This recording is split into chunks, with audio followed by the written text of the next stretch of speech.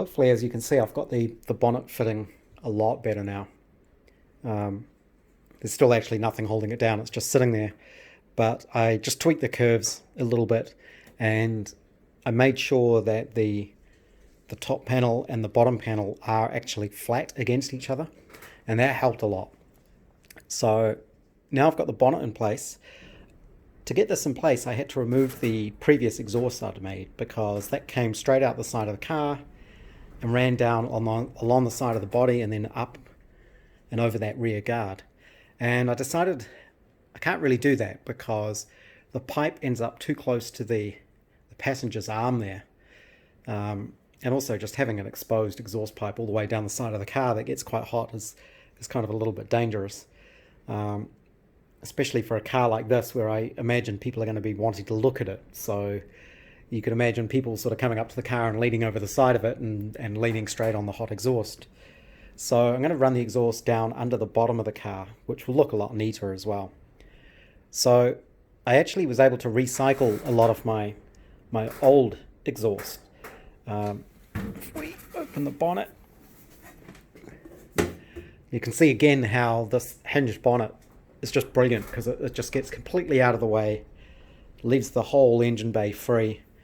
You know, you can easily get access to the massive 750cc engine in there.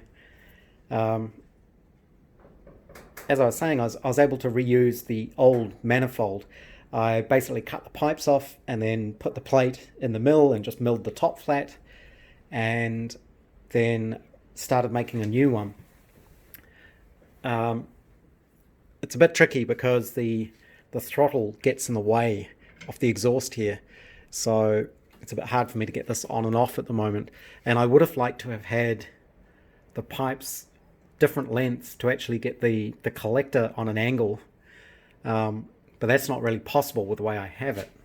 So what I've done is I took the original collector piece I made and I've shortened it and redone the taper. So this is just tapered by cutting a wedge out of it and then welding it back together, so you can see there's sort of a kink on it. The idea is that this is going to go in the car oriented that way, so you don't see that join, because that'll be underneath, and this will go down in here somewhere. It's a bit hard to see, the light's not very good. I will cut away probably the bottom underneath here. There will be a piece cut out, and I may end up using a little piece of my flex pipe there to join from this end to the pipe, which will go all the way out to the back of the car. That'll just give me that little flexible piece. I don't have to make a complicated little pipe to fit things up.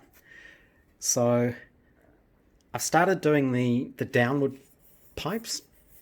It's quite funny, I was watching another YouTube video last night, one of the Finnegan's garage ones, and they were making exhaust headers, but they were doing it with TIG. He had a guy with him who's like a well-known expert TIG welder, and they were making these beautiful stainless steel headers from, I think it was like 2-inch diameter pipe. And I'm thinking, here I am in my little garage just with a MIG welder and my 1-inch pipe just bashing it all together. But it should work. So what I'll do is that pipe will be down there, and there'll be sections of pipe that go from here and join onto that, and they'll join on sort of on an angle. You can see there's the bung there for the oxygen sensor for when I'm tuning the engine. So that can go, when that's in there, which it's too dark to see really, you'll have access to that underneath the car. You can see the gap there next to the gearbox. So that should be easy to get to. I'll pull this off so we can have a closer look at it, but I have to stop the camera because I need to manipulate the throttle lever out of the way to get it out of get the manifold off the car. So I do have another one of these manifold plates, but this one seems to have the exhaust ports way too big. I think it's designed for a bigger pipe that then goes in and you make the end square. But you can see with the pipe I'm using, it rattles around. It doesn't fit very well. the one I did use had smaller square ports like that. And on the original one I did, I heated up the end of the tube, and then I used a former I made, and sort of heated the end of the tube up red hot, and then hammered that down into it to give me a sort of square edge. And then I pushed that into the hole and then welded around the outside. And I didn't really like that because it left a double edge on the inside. It's a bit hard to explain, but where the pipe went through, it was only welded on the outside. So on this one, I've done it a little bit differently. I left the pipe round, and I welded it all the way around the outside, but I also welded the inside, and then using a little burr on my Dremel, I sort of basically ported it all out. This first one's a little bit messy, but the others came out okay. And to do that, I did it the same as the way you do it on a cylinder head. You put the gasket around it and draw around the gasket to get the shape, and then you just sort of blend it in. So this one, I find this strange that these are so big, because if you look, they don't match the gasket at all. So that would have to be the size, the sides of the pipe to fill up that space, because the gasket shows how big the ports are on the block. So there's no point going any bigger than that. The other thing I got to do is finally got to use my new toy, which is this thing which mangles pipe, basically. You can see my little pile of bent tubing there, but this is a tube bender, and you basically put your tube in there like that, and then pull around on this handle, and it bends the tube round in this die. It works fairly well. You can see it put a few little wrinkles into the pipe. It's probably more to do with technique, because this one's reasonably smooth and then these ones are a bit more wrinkled. But that shouldn't matter too much. But that let me make these sections of pipe, and then the exhaust is basically made from bits of these cut and welded together. So the way I think this will work is there'll be a section of this welded onto the front here. It'll be quite short, and that'll come up and join to this. So this will come down like this, but I'm going to have this angled to follow the line of the car. So if you imagine this piece here is on an angle, it'll be like that. This is square up against the block, so that's exaggerated, but the little pipes that come down will have to come down and then join onto this sort of on an angle, a bit like that. Again, that's quite exaggerated. That's not actually that much, but they'll join onto the top there.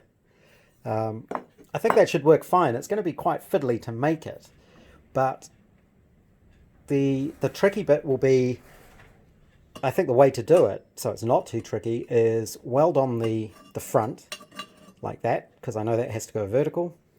This bung has to be between 3 o'clock and 9 o'clock, so it can't be pointing downwards basically, because that would kill the oxygen sensor through condensation. So it has to be in the top half of that circle.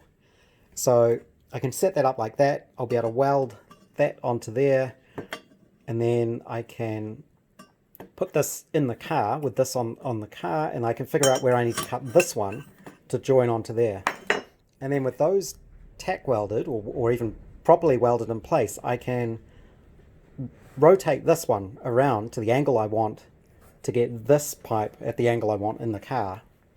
So it'll be sitting something like that, and then it's just a matter of making the little pipes that go between the other three onto here.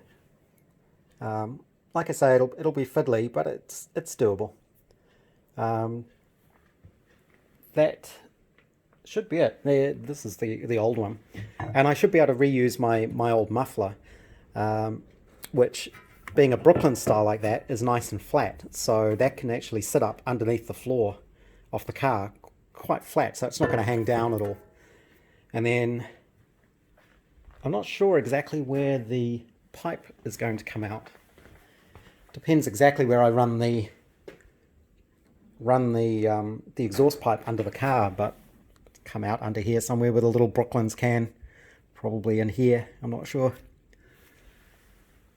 But making progress, and then as I say, it'll be back onto guards again, and then probably hours and hours of hammering all of this smooth and then bolting them on. But I'm pleased with the progress. We're getting there slowly.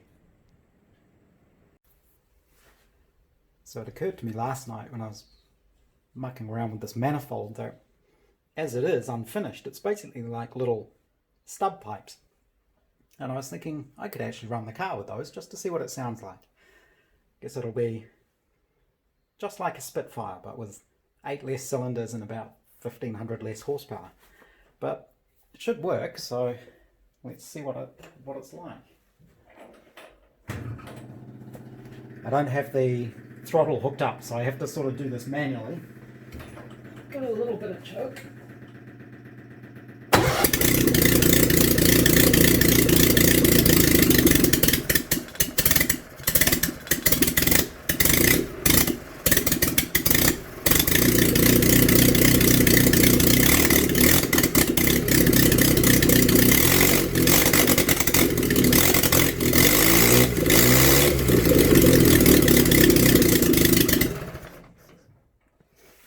Yeah, it's pretty loud.